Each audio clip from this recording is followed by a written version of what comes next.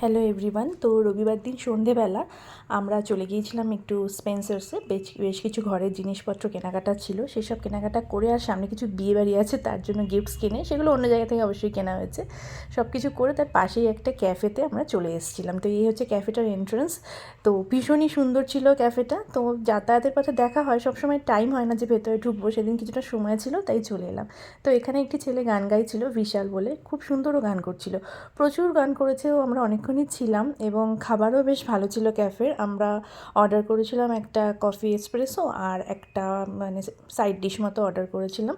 দুটোই কিন্তু খুব ভালো ছিল। প্রাইস যে খুব রিজনেবল তা নয়, প্রাইসটা একটু হাই, বাট যে অ্যাম্বিয়েন্সটা এরা প্রোভাইড করছে সেই অনুযায়ী যদি আমরা দেখি তাহলে কিন্তু প্রাইসটা ঠিকই লাগবে। আর স্টাফেদের বিহেভিয়ারও কিন্তু খুব ভালো ছিল।